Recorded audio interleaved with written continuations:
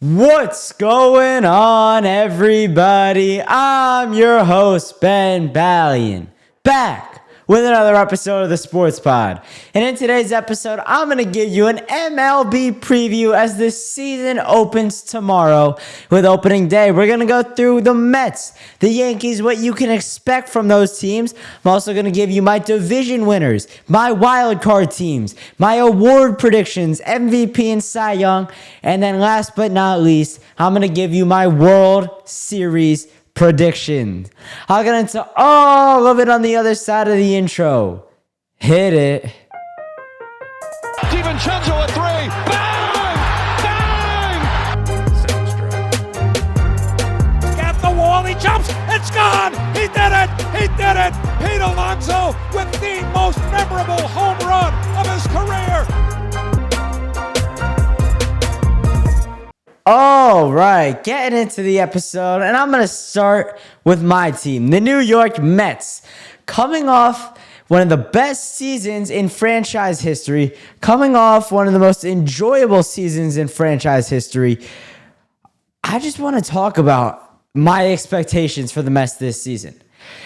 And I'm going to say it right now. I think losing Jose Iglesias is going to hurt this team so much. Last year was so much fun. So much fun. The gimmicks, OMG, Glizzy Izzy, Seymour Wiener, the playoff pumpkin. The list goes on and on.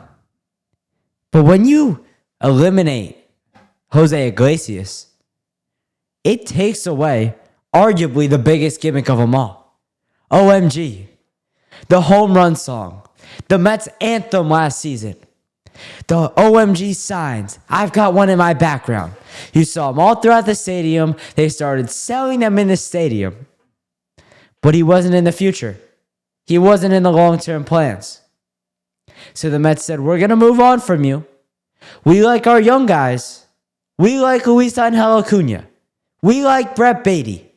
We like Ronnie Mauricio. We like those guys. You're not in our future. We're going to let go of you.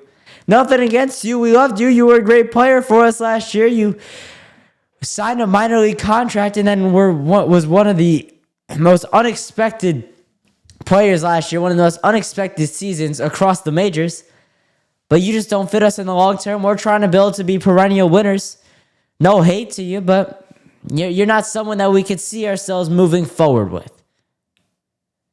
And I think it's more his personality.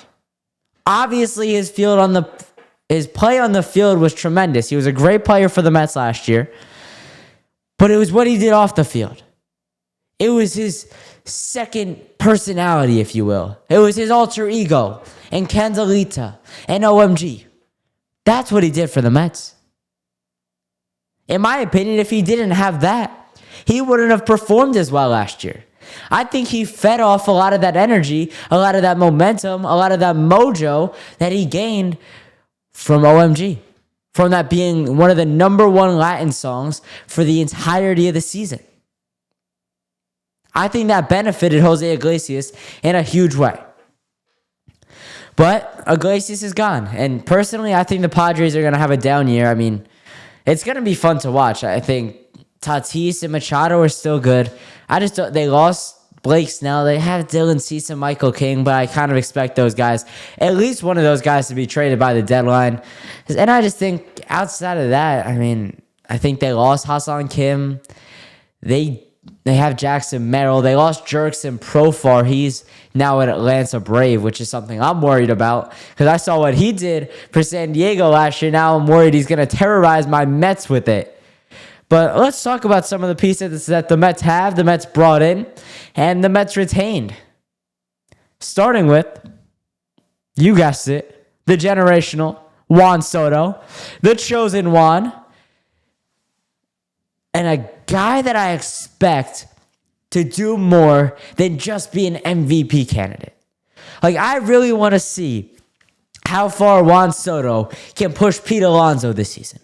I want to see if Juan Soto's going to be able to snap Francisco Lindor out of these April into May slumps that he's prone to. I want to see if Soto can push these guys to be better than they are.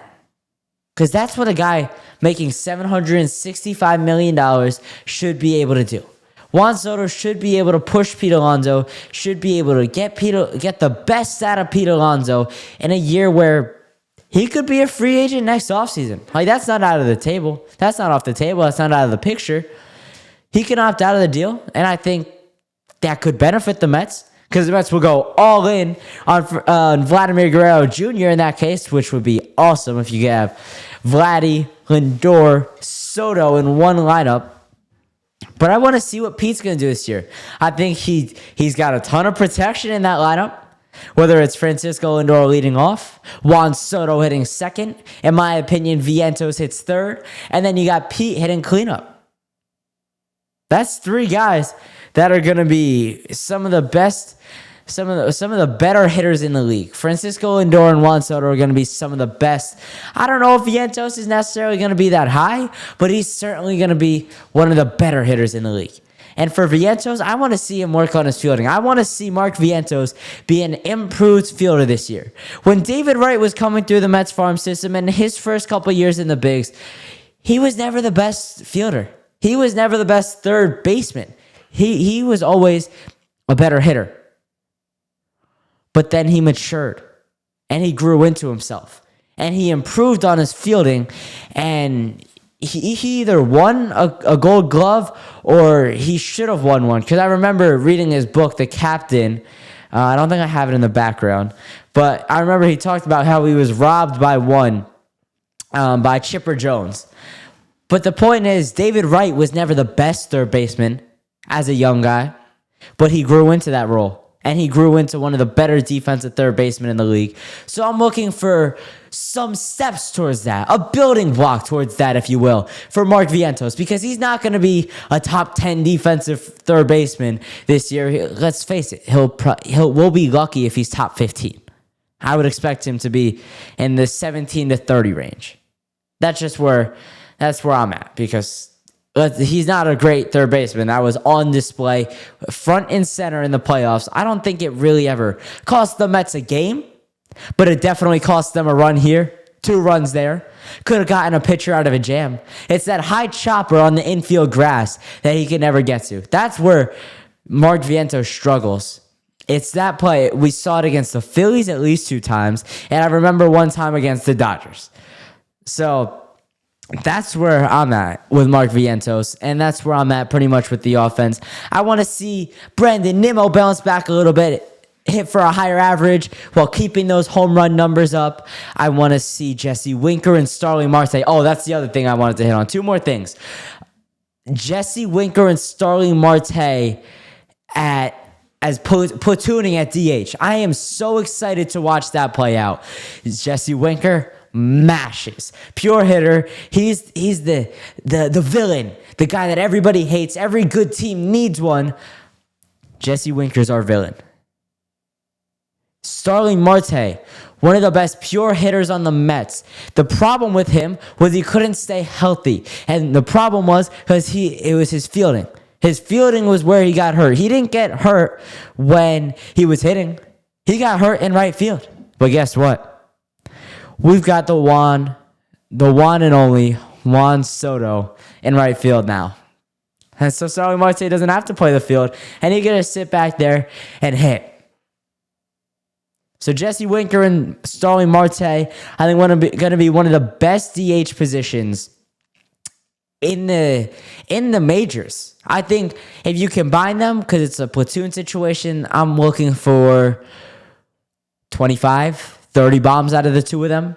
I think Starling Marte will steal some bases if he gets on. That's his area of expertise, if you will. It's not hitting homers. That's more Jesse Winker style. But I think with the 2 of them, they'll combine for 25 to 30. Probably Jesse Winker hits 15. Marte hits 10, somewhere around there. And then the other thing I want to hit on was Acuna versus Beatty at second base. To me, it's clear cut. It's got to be Luis Angel Acuna. Brett Beatty has had 3 legit chances at the major league level. And guess what? He's screwed up every single time. He does not deserve a 4th chance. And I don't care that it's at a different position. And I don't care that Luis Angel Acuna is not proven. Because Luis Angel Acuna showed me a lot in those couple weeks that he played last season. Luis Angel Acuna, when he batted .308 in late August and September, when the Mets were battling for a wild card spot, he showed me a lot. He showed me he's got ice in his veins. He showed me he's clutch. He showed me he could do it in the biggest moments. I am so excited to watch Luis Angel Acuna play baseball. And out of the gates, he gets the first baseman job. He gets second base, sorry. He gets the starting second baseman role. Brett Beatty, you could be a utility guy. You could give Vientos a day off when he needs it. You could give Acuna a day off when he needs it. God forbid Lindor. If Lindor needs one, you could do that because he was taking reps at shortstop for a little bit. But you are not a starter on this team. And I think if he embraces that role and he's like, okay, I could be a utility guy. I think he could have a sneaky good season playing every fourth day, every sixth day. Once a week, twice a week. And maybe he'll hit well, but there's no way, unless he plays the outfield, unless he plays like left field or something, that he should be getting starting reps on this team. And that's only if Nimmo goes down. But I would assume Tyrone Taylor or Jose Siri they'll flip-flop left and center if that happens. Brett Beatty just has to embrace his role as a utility infielder and play that backup role. That's his role on this team. It's not a starter. That's plain and simple. And I can't get behind it if Brett Beatty ends up starting the majority of games this year. All right, let me get to the rotation now. I am not worried. I think the Mets have enough. I mean, from the reports we heard, Sean Manaea is progressing at an impressive rate, at a rate where he's going to be back in the middle of April or so. I mean, he was throwing, I think that report had to be 2 weeks ago at this point. He was throwing already. He's progressing faster than he's ahead of schedule. I love it. What's not to love about that? You just inked him to a relatively large contract. I think it was 4 years, $90 million, if I have to guess. I might be wrong, so don't quote me on that. Manaea contract. Sean Manaea, 3 years, $75 million. So I was way off. I don't know where I'm getting $90 million from. But nonetheless, Sean Manaea, he's your ace, the tribal chief. Love it. Kodai Senga, a guy that we didn't get to watch much last year because injuries. Shortened his season, pretty much ended his season. I'm excited to watch him. I mean, we saw a lot out of him. He was getting Rookie of the Year votes a couple years back. So I think he'll be able to recapture that. I don't think it's a matter of like these injuries are going to ruin his career. I think he'll be fine. It's not something that I think is going to hurt him for the rest of his career. I'm excited to watch Kodai Senga pitch. But here's where the question marks occur. Clay Holmes is starting tomorrow. Clay Holmes is starting in Houston. He's the opening day starter. Is he going to be good? Is his 3-pitch mix going to be enough? We saw his control is erratic. We got a front row seat to it when he was in the Yankees, trying mercilessly to close games last year, to close games the year before. Clay Holmes was one of the worst closers in the MLB. And he got taken out of that role as the season progressed last year, and it became Luke Weaver, Tim Hill, closer by committee. Is he going to be able to turn himself into a starter and produce for the Mets? I think so. I think people are sleeping on David Peterson. Sorry, I don't think David Stearns is suiting up. I think we'll leave him to the role of making smart baseball decisions. We're not going to make him go out and pitch unless we get a couple more injuries. Then maybe that might happen. But David Peterson, people are sleeping on him. He had a huge year last year. I think the Mets rotation is going to be fine. Griffin Canning, Paul Blackburn, the Mets do have guys. Just because Manaea and Montas are out to start the year doesn't mean they're cooked. Their rotation is still going to be fine, and I'm not too worried about it. The thing I'm worried about is the bullpen, because I'm hearing reports that Edwin Diaz might not be the closer. Huh? Excuse me? Pardon me? Is Sean Reed Foley going to be the closer? Is Reed Garrett going to be the closer? Jose Buto? No, thank you. Edwin Diaz is the closer of this baseball team, plain and simple. But he's going to give you a heart attack, and he's going to put runners on. He's going to age you every time he comes into the game, but he's still your closer. That's the best guy in your bullpen. He is the closer. But outside of that, I don't really have too many concerns. I mean, you get Daniel Nunez back. He was awesome for like a month or so before he got hurt last year. You get Sean Reed Foley back. You still got Buto. Hopefully he could turn things around after that subpar performance in Milwaukee where he gave up 2 homers in the Game 3 of the Wild Card Series. But outside of that, I think the Mets are going to be good. I'm amped up. I'm ready to go. I'm ready to watch Mets baseball. It has been a long offseason, but the thing I'm worried about is the fun. Last year was so much fun, like I said, but now it's serious. Now it's time to win. Are the Mets going to be able to recapture that feeling? Rekindle that fire? Or is it going to be gone? Is it going to be serious? Because that team from last year, it's going to be like the Knicks from last year. They were romanticized so much. But this year, they're not as good. And this year, people have started to fall out of love with the team.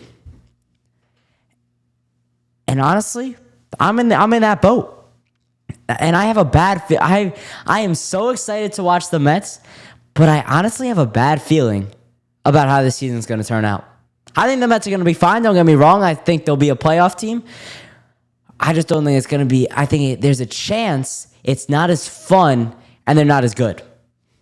So I'll leave you with that. The Mets are going to be good, though. Now let me get to some of the Yankees stuff. I think this year is going to be a lot more challenging for the Yankees. The AL is still very weak, although the Boston Red Sox have improved mightily this offseason. The Boston Red Sox have had Garrett Crochet, Walker Buehler. But I do think the Orioles will come back down to earth, so you kind of flip-flop those positions in the standings. I do think the Orioles are still going to be good, don't get me wrong. They just lost a lot of pitching in Corbin Burns. And I don't know, is Jackson Holliday going to be ready this year? They gave him a shot last year. He didn't step up. He didn't prove himself. I think Adley Rutschman, Gunnar Henderson, those guys are still going to be good. They lost Anthony Santander. Are the Orioles going to be as good?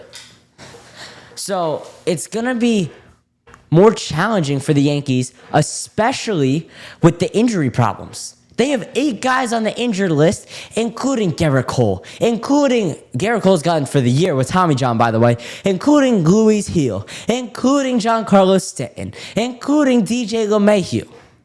That's 4 guys right there that you were kind of counting on. DJ LeMahieu, not so much, but Garrett Cole? Absolutely. Luis Gil? That's the reigning rookie of the year right there. And he's going to be gone until probably June. Probably Memorial Day. After Memorial Day. Giancarlo Stanton could be done for this season for all we know. That's the type of player Stanton is. But other than that, are they going to be able to run through the American League? I mean, it's still so weak. But there are teams like, I think the Tigers are going to be good. They got a really young core. They got Skubal. They got Torkelson. They've got, who else is in Detroit? They got another corner infield prospect. I'm forgetting his name. Outside of Torkelson, who was a top prospect for a while. The Mariners, I think the Mariners are going to be good this year. I think the Texas Rangers are going to bounce back. I think the Astros are going to have kind of a fall from grace. It's just destined to happen based on how many guys that they've lost, how many guys have signed elsewhere, been traded, etc. But the Yankees are going to have a little bit more challenging of a route to the World Series this year, if they can get there. And it's going to be about the injuries. Is the rotation going to be able to stay healthy? Is Carlos Rodon going to be able to stay healthy? Is Max Fried going to be able to stay healthy? Is in the lineup, is Oswald Peraza going to be able to play second base? It'll be Jazz Chisholm at second. Is he going to be able to transition to third base? Is Oswaldo Cabrera going to be able to play a consistent third base that the Yankees can count on day in and day out? I don't know. I honestly have my doubts about the Yankees, and there's other question marks like Paul Goldschmidt. Paul Goldschmidt is getting up there in age. Is he going to be able to continue this forever? Is he going to be able to continue his hitting ability, his talent? Is it going to be the same this year? He's on the back nine of his career. He's getting close to the end. I don't know what we're going to see out of Paul Goldschmidt this year. And Cody Bellinger, I mean, he was great in 2019. He put together a solid season a couple years back, his first season with the Cubs. But is he going to be able to do that as a Yankee? I think he's going to benefit a ton from the short porch. But are those guys going to be able to replace the absence, the hole in the lineup, the black hole that is the missing of Juan Soto? I don't think so. Juan Soto is that good. Like, flat out, Juan Soto is that good, and he changes lineups like that. And the Yankees right now just don't have guys that they didn't bring in enough guys to replace Juan Soto. And don't get me wrong, they brought in a lot of guys. They did pretty much as they could that isn't signing Juan Soto. I just don't think it was out there for them to replace Juan Soto. And they're definitely, it's going to be a detriment to their team. One thing I do like is Austin Wells hitting leadoff on opening day. Judge isn't the guy to hit leadoff. Volpe's not the guy either. I don't think it's Jazz Chisholm. I like Wells. Wellesley, lefty, leading off. First Yankee in franchise history to hit leadoff in the regular season. That's impressive. And he's as a second-year player. He showed a ton of promise last year.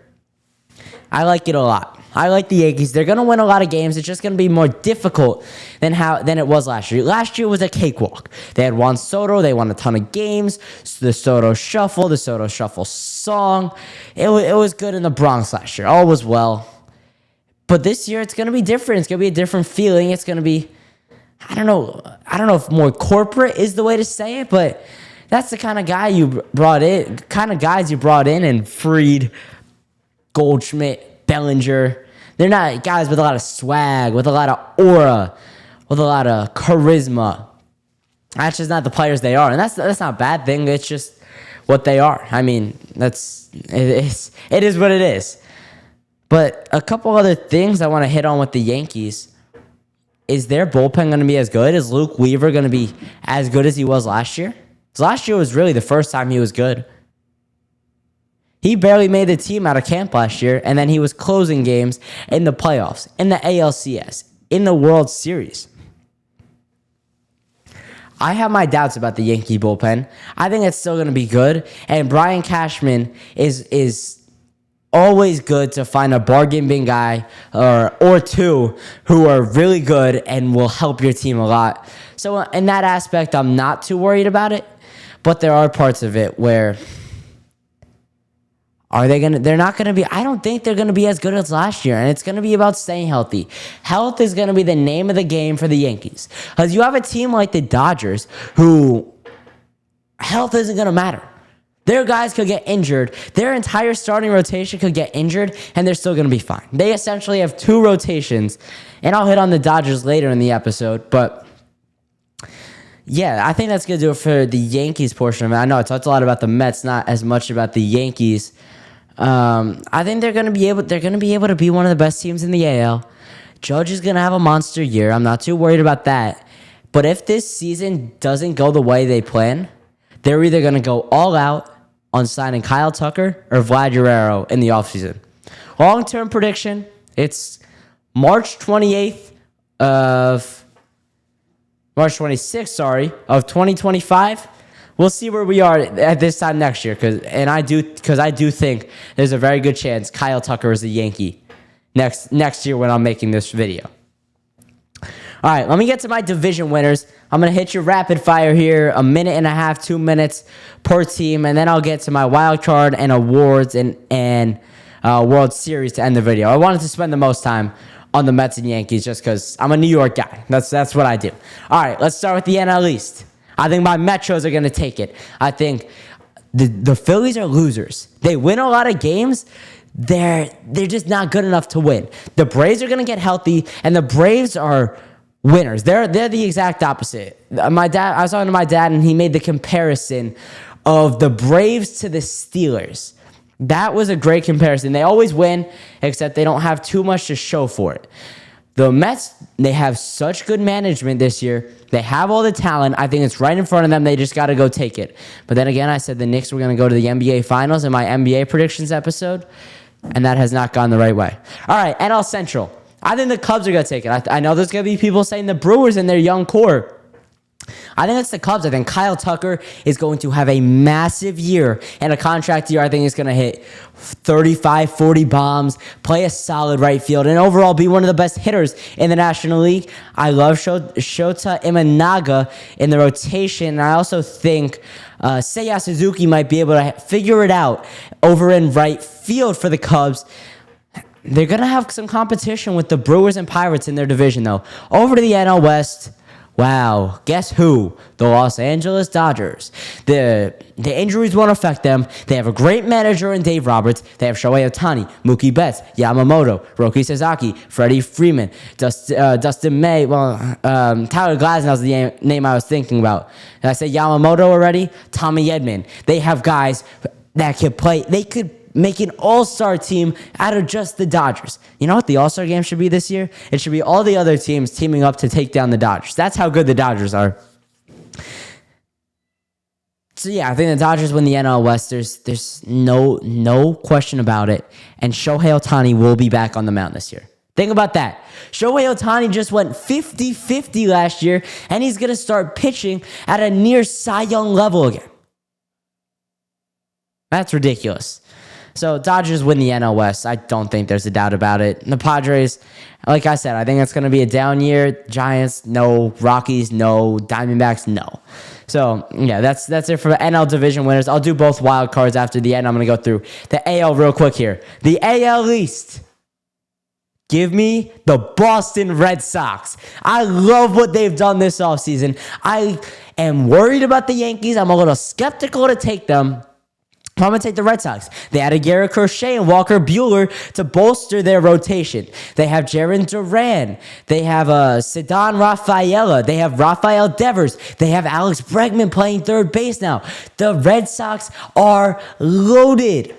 They did such a good job this offseason going all in, and I think they have as good a chance as anyone to win the AL East. Like I said, I think the Orioles are going to come back down to earth after a very positive year last year, and I think the Yankees are going to struggle with all these injuries, and they might not be as good as people think. Over to the AL Central, I'm taking the Tigers. Some people, you could make a case for the Royals here, but the Royals just have Bobby Witt. What else do they have? Salvador Perez is aging. I don't think Seth Lugo is going to be able to put up as impressive as a year as he did last year. I don't think Seth Lugo, I watched him for 5-6 years in a Mets uniform. He's never been that good, and I don't think he's going to be able to replicate that season ever again in his career. Who else is in that division? You got it's such a mediocre division. You got the Twins. If Royce Lewis and Carlos Correa and Byron Buxton can all stay on the field, they might have a chance at it. And you got the Guardians, who, yeah, they'll probably be... They'll be in the mix. They'll be in the mix for a wild card. I don't think they're going to make the playoffs, though. I think it's the Tigers. Like I said, I love their young core with Torkelson and Skubal. Their rotation is pretty much all young guys. I think they're going to come out of the AL Central. And then the AL West, another team with a loaded rotation, the Seattle Mariners. I mean, you got George Kirby, you got Logan Gilbert, you got a bunch of guys. They all throw 100 miles an hour. Mariners rotation is scary, and I think the Mariners in total are scary because you got J-Rod, who I think will have a bounce-back year. You just signed Cal Raleigh to a $106 million contract, and you also have Randy Arozarena, who will be looming in left field, ready to hit bombs. I'm excited to watch a full season of J-Rod and Randy Arozarena in that outfield. Manning, left and center field. I think J-Rod has a huge bounce-back year.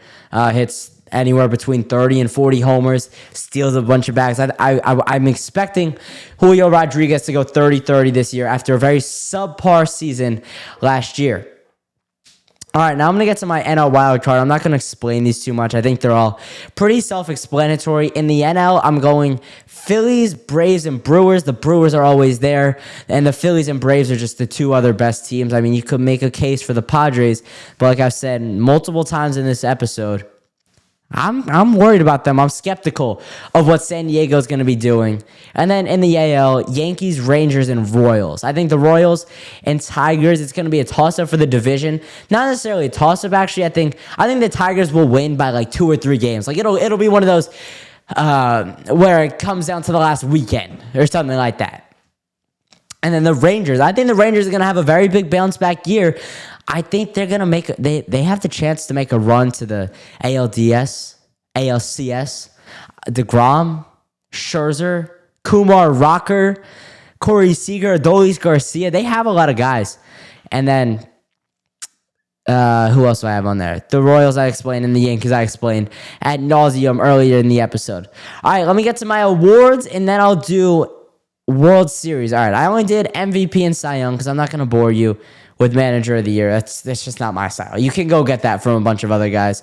I'm just going to give you the main awards. For the NL, I chose very boring picks. I'm not going to lie. Shohei Ohtani.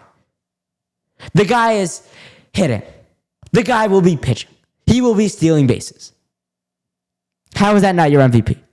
Shohei Ohtani will have the MVP locked down for the next 5 to 10 years if he can stay healthy and play at a normal Shohei Ohtani level, without a doubt. When you can pitch at a level that you'll be in contention for the Cy Young, but then you can also go 40 homers, 25, 30 stolen bags, ridiculous. He's the MVP, hands down, clear-cut favorite. I have no doubts in my mind. And then in the AL, I like Aaron Judge. I mean, he's going to have to put the Yankees rotation on his back a little bit, but he also does have a lot of protection in the lineup. So if he could stay healthy and he can continue hitting, mashing at an Aaron Judge level, I think it's his award to take. Because people forget, last year, Aaron Judge sucked in April. He had that one game where he got ejected. It was the first time in his career, and then he completely turned everything around. And he was still trying to chase down his own home run record of 62 in a season. But he had that rough start in April. So if he can come out of the gate swinging a hot bat and continue that all the way through, Aaron Judge will be scary. All right, over to the Cy Young Award. For the nationally, I think it's going to come from the Phillies, and I think it's going to be Zach Wheeler. Somehow, Zach Wheeler has never gotten a Cy Young Award in his career. Yeah, I think that changes this year. He's one of the most valuable pitchers in the sport, easily. He's one of the better pitchers. He's got a great pitch mix. He always kills the Mets. I go back to Game 1 against the Game 1 Mets-Phillies in this past season's playoffs, where Wheeler went 7 innings of shutout baseball or 1-run baseball, and then the Mets got to the Phillies bullpen, and you know what happens then. The Mets got to the bullpen, and they blew open the game, won by 5-1, I think. I think they won that game 5-1. But I think this is the year for Zach Wheeler. I can't really pinpoint anyone else. I doubt Chris Sale is going to go back-to-back. Manaya's missing the start of the year. I don't know if he's going to be able to duplicate what he did last year. I do think he's going to have a great season, don't get me wrong. I just don't think he's going to be able to duplicate it. Corbin Burns is in the National League. I think Wheeler will be better. So yeah, I think Wheeler's the NL Cy Young. And then in the AL, I think it'll be Tarek Skubal.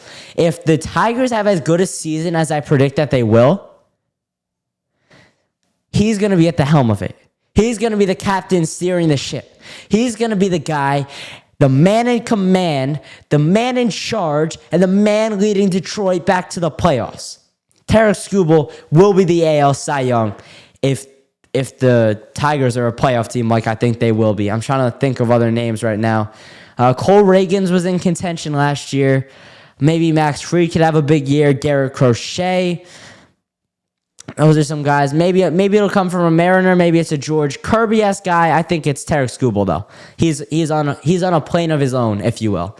And now to wrap up the episode, my World Series prediction. First, coming out of the NL, because it's an easier prediction. It's very boring, but I do think it's gonna happen.